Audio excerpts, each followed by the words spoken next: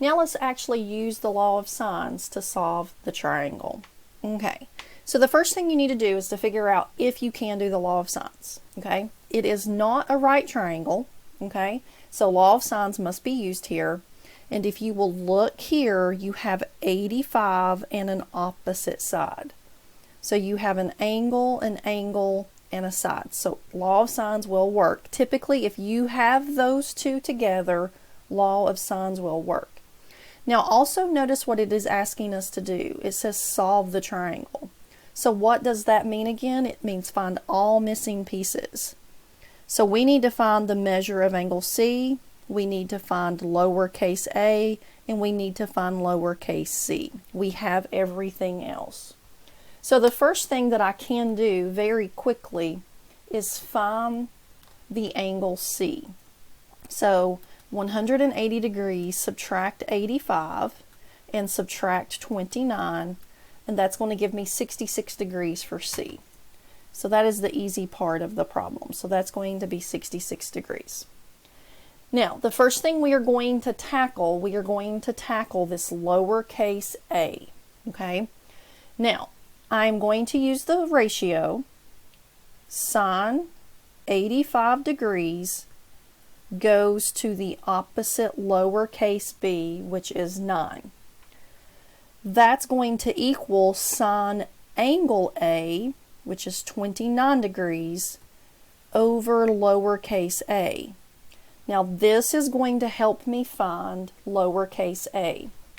So I am going to cross multiply a times sine 85 degrees equals 9 sine 29 degrees.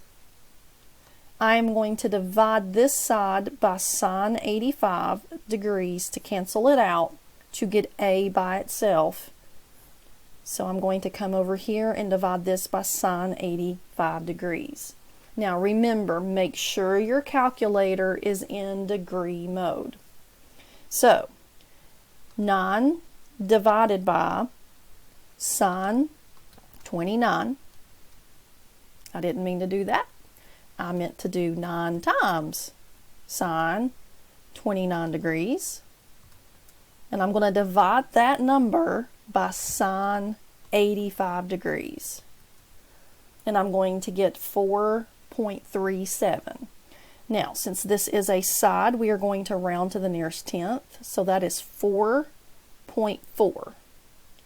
Now, typically we do not want to round if we were continuing this problem. But since we have found angle C to be 66, we are going to start new. So we've not messed with these, so I'm going to go back to sine 85 over 9, and now I'm going to find lowercase c. So sine now 66 degrees divided by lowercase c. Same process. C sine 85 equals 9 sine 66 degrees. Divide by sine 85 degrees, both sides.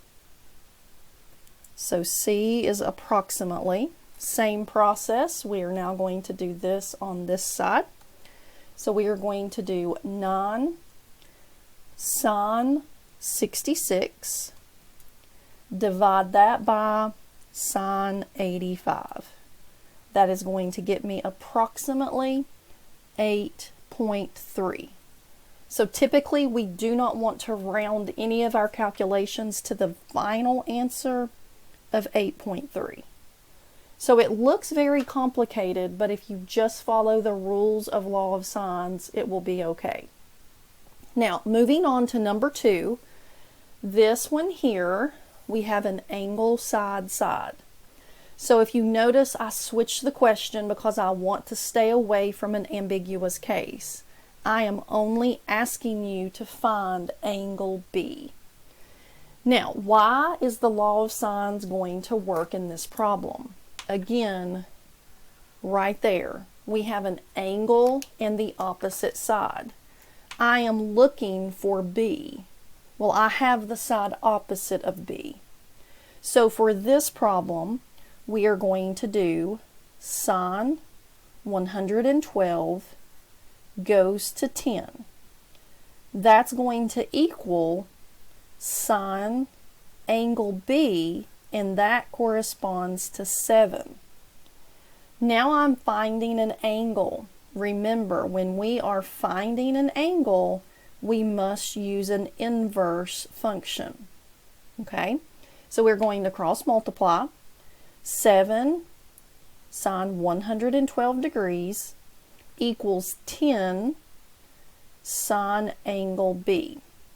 Now we need to get B by itself, so this is going to be divided by 10 on each side.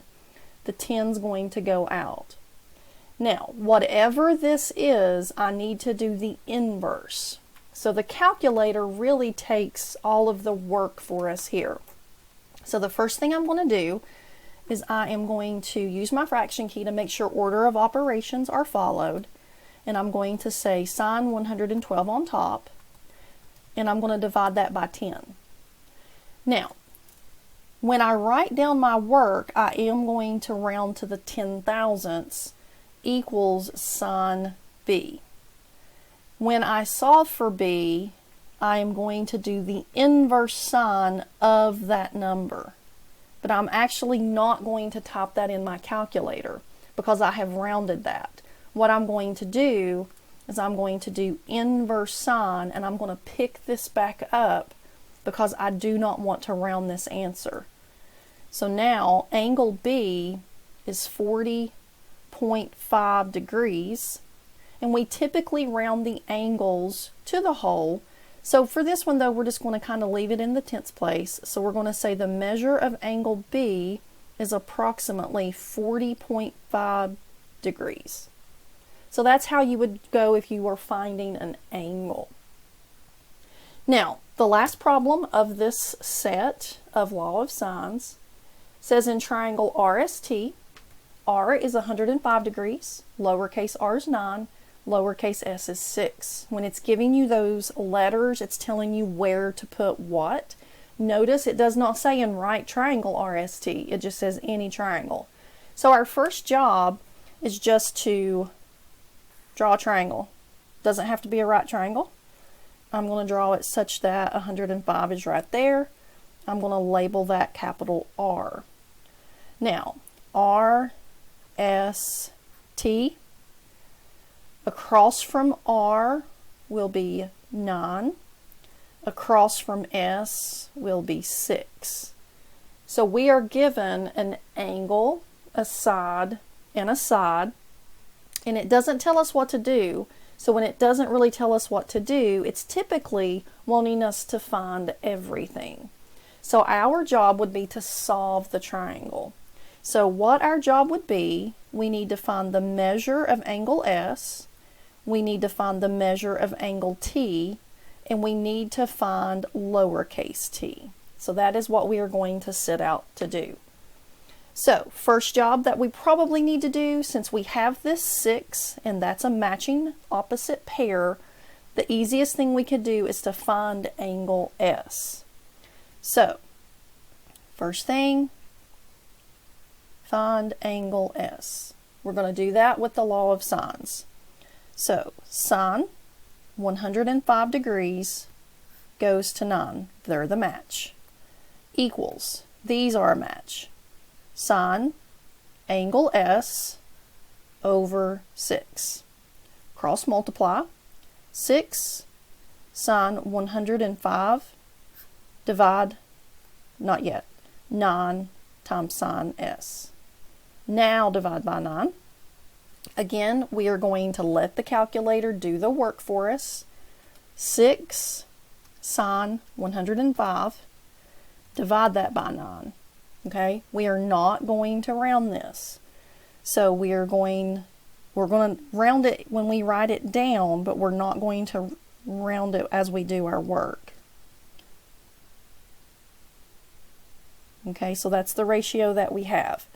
Now to get S by itself, we are going to do the inverse sine of this. So inverse sine of this answer.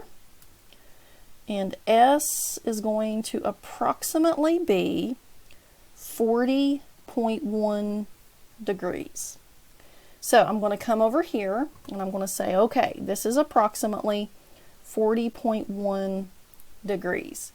Now, if this is 40.1 degrees, we can automatically do T without much work because we can just use the 180 degree rule. So 180 minus 105 minus the 40.1 is going to give me 34.9 degrees. So that's going to be T, 34.9 degrees. So now if I label that in the triangle, I am now going to use that. Now this is when round off error can occur because we have rounded this angle and now this angle is forced to be rounded. But we're just going to go ahead and we're going to go through it. So our next step would be to find little t. Now little t is right here. It's opposite of this one. And I always like to use the one that I haven't rounded. So instead of using the S, I'm going to go back to R. So sine 105 over 9 equals sine 34.9 over lowercase t. Again, cross multiply. 9 times sine 34.9 equals t sine 105. Divide by sine 105 on each side. Again, the calculator will do all of this work for us. So we have 9 sine 34.9 divided by sine 105.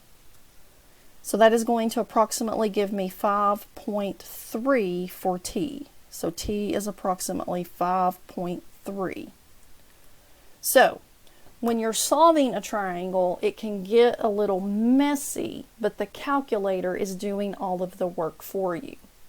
So now, moving back up to the top of our notes. The law of sines will work for any triangle.